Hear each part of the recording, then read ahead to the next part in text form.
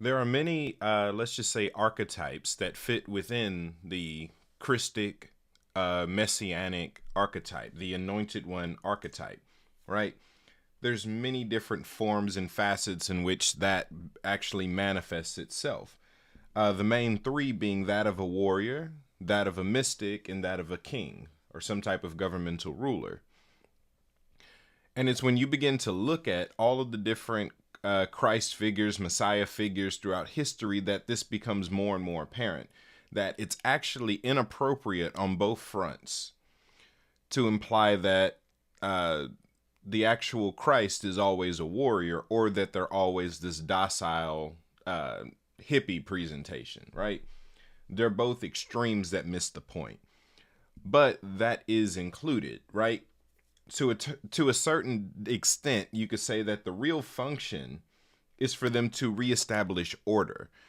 The Christ is the establisher of Ma'at. Ma'at is the principle of balance, harmony, reciprocity. It comes to set things back into its proper order, to bring all things back into a state of remembrance and or repentance if necessary. It's the reset switch. So whenever Christ is in operation, you're dealing with something that's here to correct the detour, meaning that the current state of the world is off track. Christ figures show up to get it back on track, which means they often do a lot of creating and destroying and the balance of the two. They come as distributors of mercy and justice, and that is manifested as righteousness. Righteousness is simply the ability to do what is right or what is appropriate in a given circumstance. It claims no loyalty to either of its faculties, meaning that it has the ability to pull from mercy or justice, peace and war, chaos and order, depending on what's appropriate in the moment. So there are Christ figures, and it might be a part of your Christ calling to function more as a warrior. Part of that calling might be actual combat. Or your calling might be in government. This is the king archetype. Or it could be simply as a mystic amongst the people. That's available as well, right? One of the attributes, even when you're looking at the Christ figure from the Kemetic perspective, one of the aspects that often goes overlooked is the natures of Tuaret and Bes, which honestly represent the supreme nature of both the father and the mother. This is the pool by which the Christ figure, the Heru, actually pools from, right? It's even mentioned in certain Kemetic scriptures where Aset speaks to Heru and tells him that he was raised by a cow and a dwarf, or by a ewe and a dwarf. Well, that is referencing the hippopotamus nature, Tuaret, which is the great mother. This is the supreme mother energy. This is the most of mom. In a way, she represents uncontrollable, unstoppable power. Power in its rawest form, love in its rawest form. Um, she, in a way, is represented as a demon, but understand demon means something different in different cultures. So you can't apply the Western understanding of demon to this situation. A loose definition of demon to that culture was simply anything that wasn't worshipped in a temple. So it had nothing to do with the nature of a thing or the origin of a thing, right? In a more Christian philosophy, most people in that realm consider demons to be fallen angels, so they're looking at evil spirits. That's not necessarily true when you're looking at other cultures, so keep that in mind.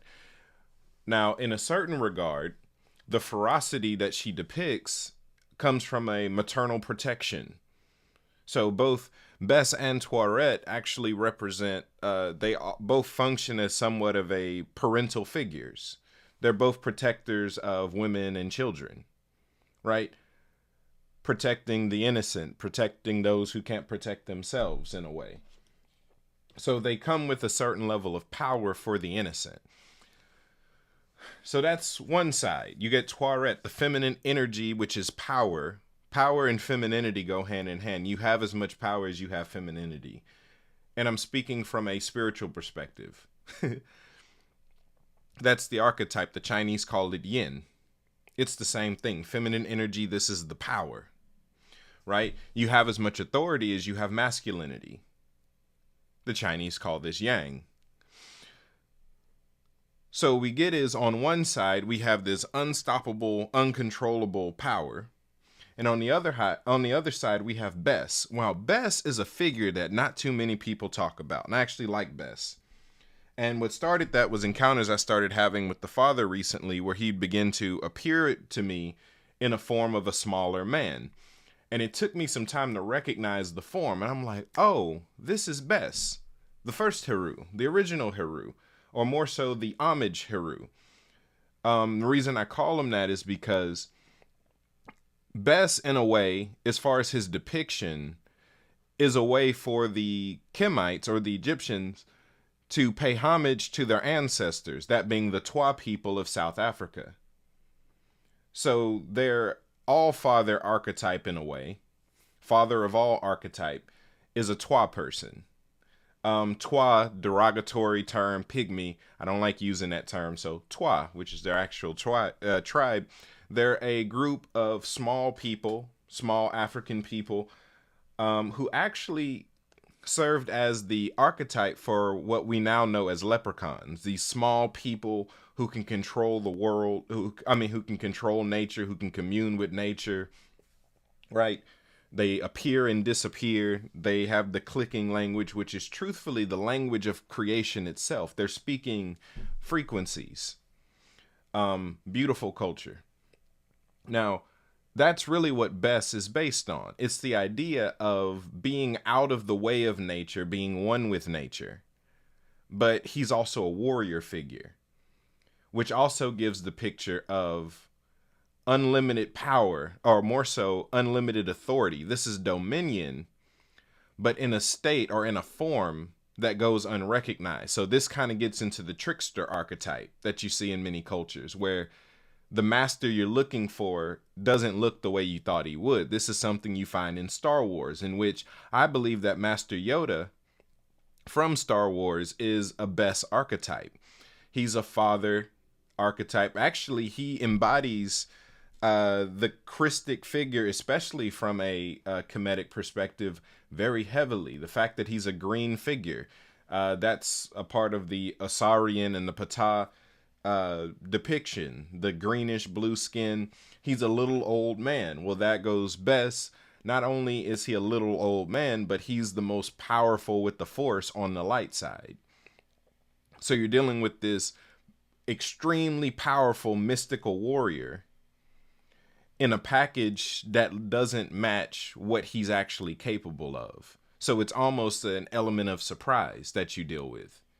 That which is easily underestimated is actually the container for all that can be.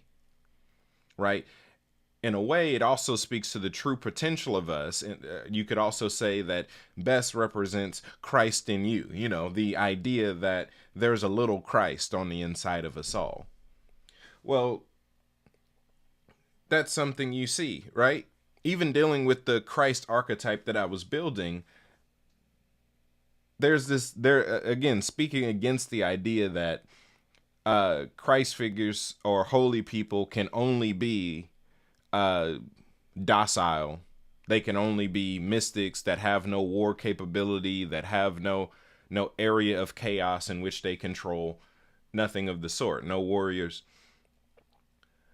It reminds me of a line from Star Wars where they were asking Mace Windu, Samuel Jackson's character. They asked him if he thought that he could beat Master Yoda in a fight. And he said, "I'm not his equal in peace nor war." And I think that speaks perfectly to how great they did of a job of creating Yoda as a Christ figure. Where, in a way, it's about balance. And even the greatest thing about that is even dealing with the Bess archetype. Because though Bess has power, he's more of an authority figure. It's that which he is, which acts as a ward. He, in certain depictions, he kind of appears as not just a dwarf, but he's like half dwarf, half lion. and he uses his presence to scare off evil, ward off evil spirits. In some cases, they depict him where he has somewhat of a disfigured face, and it's from war and combat. So, in a way, this is the archetype of the exorcist. This is where the exorcist archetype comes from. It's a presence, it's a beingness that's able to ward off evil. And that's also a part of this archetype. So even thinking back to Master Yoda, well, Master Yoda, with this, as the Christ figure that he was in fiction, actually carries a lot of codes for authentic spirituality. In the fact that it wasn't until, like, a lot of people don't know this because most people only ever saw the movies, but Master Yoda actually got a lot more powerful after the Sith took over, and he was just living on Dagobah before he ended up meeting Luke. He actually got extremely more powerful after he threw away his lightsaber. And this, in a way, represented a full reliance on the spirit. This was his presentation of cutting back from carnal functions. Not that carnal functions serve no purpose, but as far as the archetype he was meant to be, he showed the full facet of it. That there comes a point where your spirituality can handle all things. Before then, don't get rid of your weapons. But you reach a point in your spiritual state, not that you become defenseless, but that your attunement with the spirit becomes so great and so consistent that you don't need carnal weapons anymore. This is a state to be achieved. This isn't something you can just claim yourself into. It takes work. It takes actually getting familiar with the spirit world to really tap into this. But yeah, so again, Bess. Like, I think Master Yoda was a great Bess archetype. So if you wanted a good representation of the father, look no further than Master Yoda. Because that's really the picture. Even in training Luke, the idea is that, in a way, you're getting Yoda a second chance to right his wrongs. So they actually function as parents for all without any biological kids, in a way. As far as like comedic stories, there aren't any stories of our family trees that have Bess and Tourette as parents. It's just the role that they have as energies and as spirits, more so the archetype that they are, mother of all, father of all, or the progenitor, right? The patriarch and the matriarch of the whole thing. But again, thinking back to this warrior archetype, well, when you look back at the Christ figures of the past, you see a lot of that. You see figures like Krishna, all he did was fight. Figures like Samson, all he did was fight. What about David? He ruled and he fought. What about Moses? He fought, he ruled, he did it all. Heru, Asar, Ptah. A lot of these figures have war capabilities. Even you go into the Yoruba, you get Shango. It's the idea. It's another warrior Christ figure archetype. You move to the Norse, you have Thor and Odin. This is why a lot of cultures, their gods, even though they may be peaceful, are still presented as gods of war. Because they understand that that's a faculty of the fullness of what we know as the Christ archetype is. It's a warrior, it's a mystic, and it's a king in its fullest. Now, that even goes into our presentations. If you're truly moving in that Christ state, in that messianic state, it's going to manifest itself in one of three ways at least. Either you'll be drawn into government to function as a king, to rule. You'll tap into martial arts and become a great warrior, a great fighter. You might even go to war, sign up as a soldier. Many different ways to do that. You might become a freedom fighter, an advocate, a revolutionary. Or you might become a mystic, more so in the archetype of, another example of this, Lord of the Rings. where you have, I think his name was Aragorn, who was on his way to become king. You have Gandalf, who was the mystic, and you have Frodo, who was the best figure, the small figure, in a way representing the martyr. But those are the three archetypes: the king, the mystic, and the warrior. Now, in their case, they kind of mixed the king and the warrior together. They were all in war to a certain extent. It was just the nature of the fictional verse, but all of those are included. Did you know that spiritual warfare isn't always enacted in the spirit world? Sometimes spiritual warfare is direct combat. You know what? A great example, and I think this leads into it a lot better, of what I was presenting with Bess. If you've ever seen the movie series The Equalizer, that's who Bess is. For those who haven't seen it, The Equalizer is a series of Denzel Washington as an old man, old man Denzel, and he's playing just a retired military man, is all we know about his backstory. Eventually, he finds himself tied up in other people's affairs, and you find out that this man is one of the greatest killers, greatest fighters, greatest warriors on the planet, but he's using it to protect the innocent. And that's as much as I could give without spoiling that movie. I love it. So if you haven't seen it, go watch it. But that's really part of the Krst archetype. It's the defender of the innocent. Not just through, oh, I'll pray for him, oh, I'll speak up for you. Sometimes the initiation of Krst is war. Sometimes it is violence. Sometimes it is direct offense. Sometimes it is fighting. Not all spiritual warfare is handled in the spirit.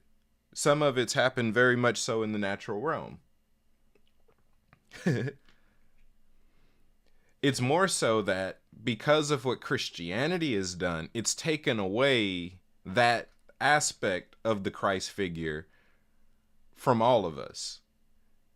That's more so seen as a carnal thing or a non-spiritual thing, but that's very much so an aspect of the full picture.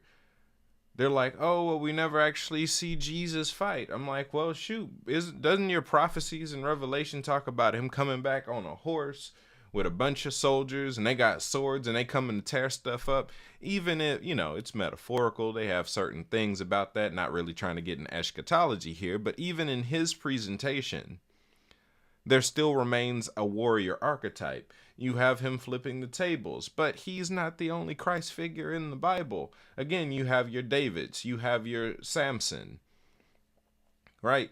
All of these different people. You have some who fit more of the mystic role, like Abraham. You have people who ruled more than anything. You get your Solomon, right? You get Esther.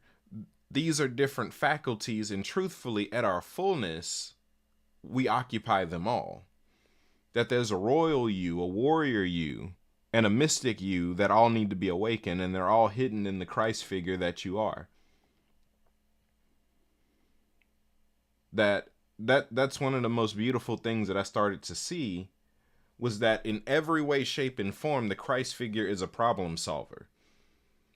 If the solution to the problem is violence, that's how Christ solved the problem. If it's just praying and releasing power, they could do it that way too. If it's governing from a literal governmental perspective and position, they could do that as well. This is the archetype of the Christ figure. This is your archetype, because truthfully, all of us in our truth states are Christ figures. It's just that until we hold that position, we don't get those manifestations. Now, I'm a person who's comfortably walked as a mystic for years. I spent some time as a martial artist, so I got 2 of the 3 down. This is why a lot of you, and let me give you some peace on this. Some of you might have been feeling drawn to martial arts and thought that that was just your carnal nature. No, that's actually a part of Christ rising in you. You stepping into your Christ consciousness is that you begin to take up arms. Until your spirit fights for you. There's a saying, there's a proverb in the Kemetic tradition about Heru. When he's immature, The elements defend him, they protect him. But when he's in his maturity, they serve him. That there comes a position, again, there comes a point where you throw your lightsaber away. But before that time comes, keep it. Keep your arms until you don't need them anymore. Until your spirit, until your energy, until your power and your authority can handle everything alone. Keep your weapons. Keep your arms, stay physically fit. See, there's a difference, right? Between being helpless and being harmless. If you don't have the capability to do damage, you're not necessarily practicing restraint. Yikes. And that's also one of the things that you get from the best figure is a lion, a gentle father lion that's there to protect you, not to hurt you. This is also something you get in the Lion of Judah archetype, or just the father as a lion. All these different lion archetypes. You get Aslan from Chronicles of Narnia. You have this lion figure, which is super powerful, and you would never want to be on the receiving end of. But for the most part, he's there to protect you, and he's nice, he's friendly, he's kind, he's not incapable. This is actually where you get to see how much you can truly walk in peace. It's when you have the full capability of destruction, and because it's inappropriate at the time, you don't enforce it. You don't impart it. So even in that, Bess is also another archetype of that. It's, again, power in a confined form, or an easily dismissed form. This is why you get overlooked, my true Christ figures. This is why you can go through a period of being overlooked, unseen. You feel as if you're not being respected, you're not being appreciated. That's part of it. That's the best that they're recognizing. It's that you didn't come in a form that they would recognize.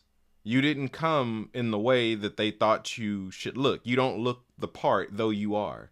The important thing is that you are, right? The important thing is that you carry the power of the mother and father. That you're walking in father's authority and mother's power. To the supreme, you're functioning in this dominion and mastery. Who is this that even the wind and the waves obey? That should be you. Just by the speaking of your name, demons tremble. That should be you. People touch your clothing and they get healed. That should be you. One person fighting off an army by themselves. That should be you. Ruling a nation for hundreds and thousands of years, and it's an era of peace. It's an age of peace. That should be you. Getting rid of wickedness in a region. That should be you. Traveling to and fro between earth and the heavens and other heavenly and other higher dimensions. That should be you. Because that's really what it's all about. It's you taking up your responsibility. This is, again, this really has a lot to do with sonship. Even still, it's just a different aspect. Heru, the son of Asar and Aset, raised by Bess and Tuaret. Yeshua Bar El, raised by Mary and Joseph. You get Krishna. Shoot, even in other mythologies, right? You get Dionysus, you get Pan, all these other figures that fit within the Krst archetype. That there are certain codings that you get from analyzing them from the metaphors that they carry. In some cases, these stories do carry some level of historical truth. In other cases, they're revealing spiritual realities that are true for everybody. I'm not an either or type of person. I believe in examining the reality of a situation, and sometimes there's some overlap. In order for something to be a metaphor, it doesn't have to be based completely on nothing. It's allowed to have a historical standpoint. We can look at the historical figures of Malcolm X and Martin Luther King and then use them as archetypes. because we created archetypes, this doesn't mean that they weren't physical people with real accolades. It's also important to know the difference of what the historical person did versus what the archetype is associated with.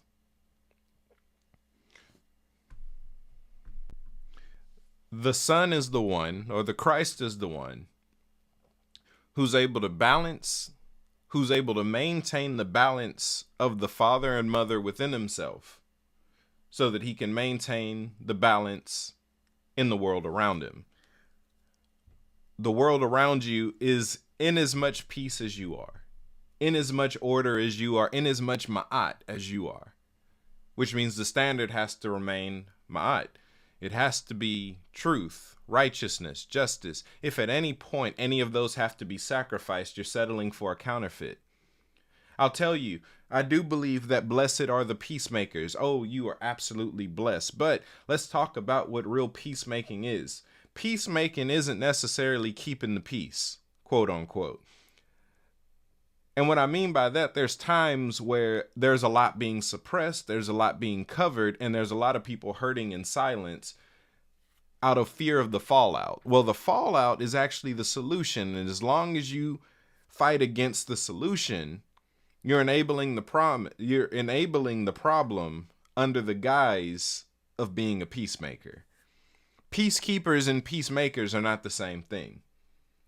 Family secrets are held by peacekeepers. Peacemakers are the family members that speak up, tell their stories, begin to heal the bloodline. Those are the peacemakers, which means peacemakers are actually troublemakers. Everything was going fine until you had to go digging this stuff up.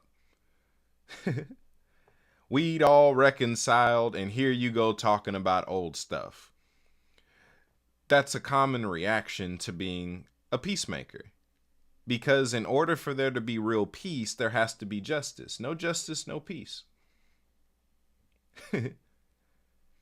So if there's an archetype of justice, or if there's an archetype of peace where there is no justice, someone's being taken advantage of and someone's suffering in silence. Someone's being ignored. And this is actually where real Christ figures stand up. They're the ones who are commissioned by the heavens to go into these territories, to go into these situations, to address the underlying problems, deal with the roots, deal with what comes next, deal with the fallout, right? They're the ones that initiate this stuff. They get things moving. An object in motion, y'all get it. Once it starts moving, it doesn't stop till it's finished. And oftentimes it just takes someone with enough courage, enough authority, enough power to get things going in the right direction, and then it settles itself. It's like a fight. The fight doesn't start until the first punch is thrown, and if you got two people scared of each other, they'll circle for days. And that's kind of how a lot of this problem-solving stuff works. There's a lot of people who could start off the chain reaction. But due to fears, due to restraints, whether it's fear of themselves, fear of retaliation, fear of another, they're afraid of whatever it might be, fear keeps people dancing around problems. You know, jumping over the lump in the middle of the rug instead of seeing what's under there. You know, squeezing past the elephant in the room instead of addressing it. This is not peacemaking. That's peacekeeping. Oh, such and such gonna be mad. Oh, they not gonna like that. Hey, that means they are a guardian. That means that they are a guardian for everyone else's demise. It's also a form of idolatry that will value someone's emotional state in a moment over everyone else's well-being. It's just an emotional state. They'll get over it or they won't, but at the end of the day, will everyone stay unhealed so that one person can keep their peace? Or will the real peacemakers stand up, cause a little chaos, you know? Christ figures are agents of chaos. This is why Yeshua went around saying, don't think that I came to bring peace. I've come with a sword. I'm finna tear y'all families up. I'm finna do all types of stuff that y'all not gonna like. Why is he saying that? Because he understands that in order to solve problems, there must be some level of chaos involved. I have to mess with the scenery. I have to be a troublemaker to be a problem solver. That's the nature of the game.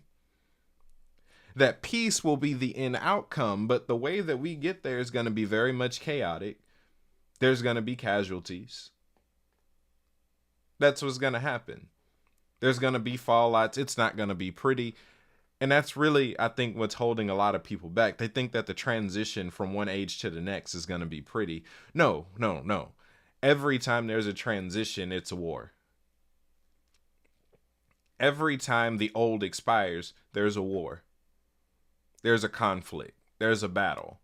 Every time there's a new ideology or the old thing is no longer true and there's a new truth available, the old truth becomes the new enemy.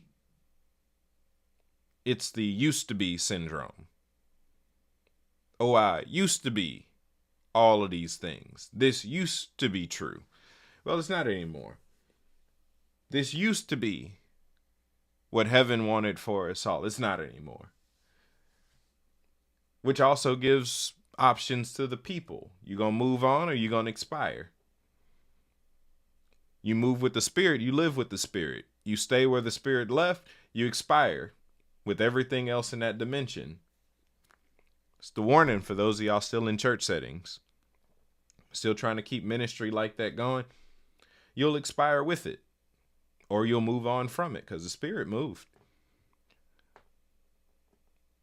Hey. Whenever the heavens have wanted to solve a problem on the earth, they've always sent Christs. Never have they sent Christians. Which means you don't have to be a Christian to be a Christ. It's all about your development as a son. Your ability, your practice, your discipline in maintaining your spirituality. That's a real big difference, right? See, there's a bunch of different states within spirituality. Christhood is one of them. And the truth that a lot of people won't tell you because they'd rather wow you is that spirituality has more to do with maintaining than it has to do with obtaining. It's more about maintenance, maintaining a certain state and doing what it takes to keep yourself in a certain state than it is about accessing a state. You can let me tell y'all something, right? If I wanted, I could do a day of impartation. And I could raise everyone up to a Christ state. It wouldn't be hard for me at all. You tap into a ton of power immediately. You start to realize yourself almost instantaneously. No problem, right? The issue is that most people don't know how to maintain that lifestyle. They don't know the type of person you have to become in order to sustain that type of energy. So let's say I raised up 40,000 Christs. I imparted 40,000 of them. If none of them know what to do, next year there'll be none. This stuff comes with a lifestyle. Christhood is a lifestyle. See, that's the error. You weren't meant to be Christ-like. You weren't meant to be like Christ. Your calling is Christ. Krst, Messiah. You're not supposed to be messianic in that you just worship the Messiah. No, you're supposed to become one. What about the many false ones? Yeah, they exist. You're supposed to be a real one. A real problem solver.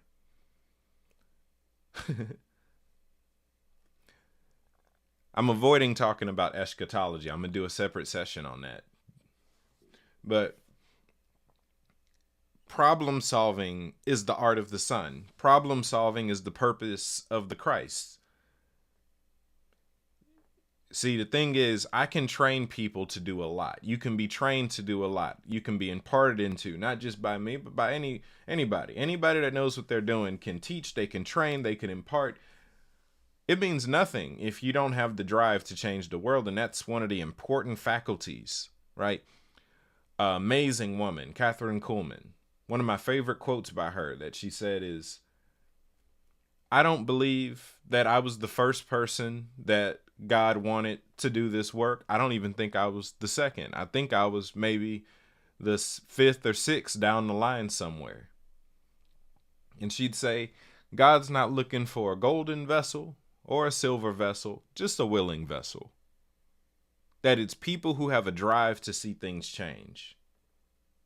Because that really gets into the heart of what true love is. True love, real compassion is the heart of it all. Real love solves problems. Real love it's not an enabler. Real love gets to the root of problems because it cares enough to see freedom, not just compliance. See, all order isn't good order. And all chaos isn't bad chaos. Gotta have some nuance. You know, if it was order for the sake of order, then y'all sitting in churches following rules just because would be a beautiful thing. And it would amount you to something. But we know it doesn't. All order isn't good order. Some things need to be free flowing. And that's part of the mix, knowing what things need to be let loose, what things need to be bound. And it's knowing how to set boundaries. That's a kingship principle. Kings are simply the masters of setting boundaries. That's all it's about. But it first has to come through an archetype of love. Love has to be the real motive. That's the real driver. That's the access of power. That's what that unstoppable force I called Toilet earlier is all about. It's unstoppable power. Draconian energy. Let me know if y'all want me to talk about dragons on here. But it's really about love. The highest frequency is love, or as they say in Harry Potter, the strongest matter, the strongest magic is love. Nothing gets fixed if no one has real love. That's why they say that the number one lie told is I love you. The word is common, the real thing is absent. What happens is we settle for the appearance of love. You know, what does it say? Having a form of godliness, but denying the power thereof. Claiming love without any of the manifestations of love. That's a delusion.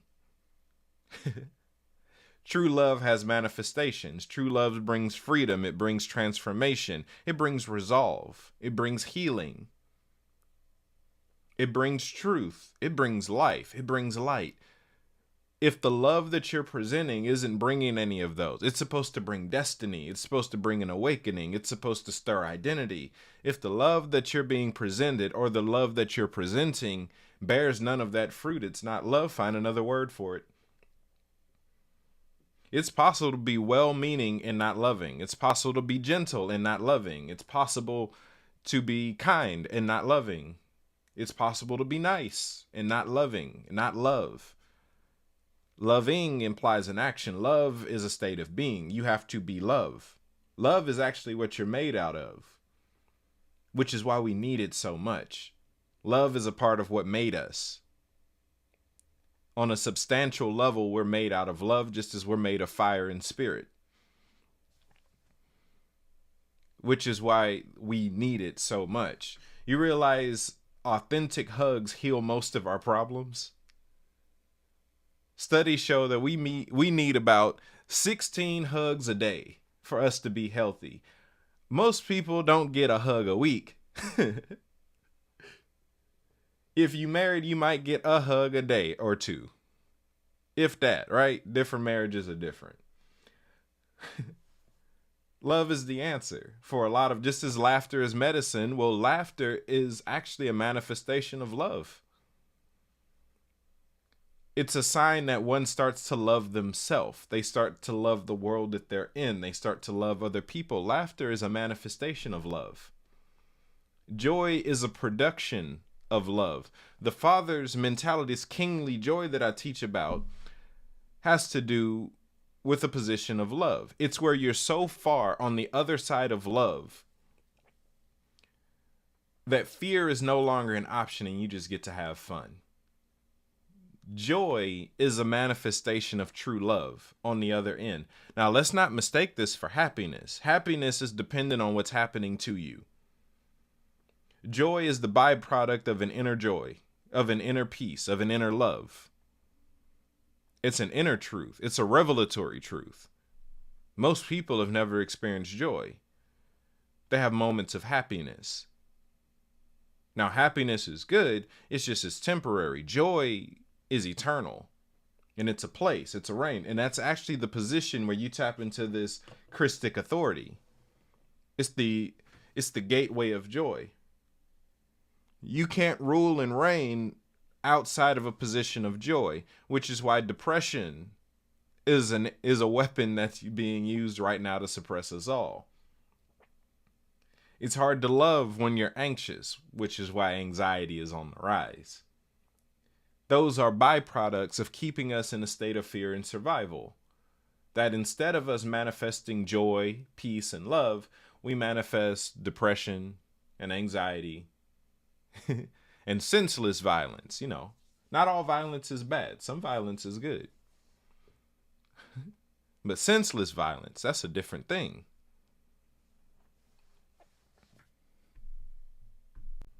So y'all, I'm going to wrap it up for this one. I might talk about this again. Definitely end up talking about this again. Let me know in the comments down below what other areas of this topic you'd like for me to go more in depth on. Mind you, my full catalog is on Patreon, and I likely already have a session on it. So check out the Patreon in the description down below if you haven't already. Subscribe. Also, just a heads up, I have 2 things that I want to tell y'all about that are coming up soon. So I have a healer course for those of you who want to learn how to move in divine healing, how to heal yourself, how to heal others, how to never get sick again. We'll even touch on the topic of immortality, all the different barriers that get in the way of healing in every aspect. We're going to be covering. That's on my website. Sign up for that, enrollment for that, schooloftheempire.com. Also, going to be doing a free conference, digital conference via Zoom. Myself, Marie Kovali, and Kajara Nebedhet. Sekhmet Rising. This is a conference dedicated to Sekhmet. It's a mother figure. This is no different than Holy Spirit. It's just a Kemetic perspective. It's going to be November 6th.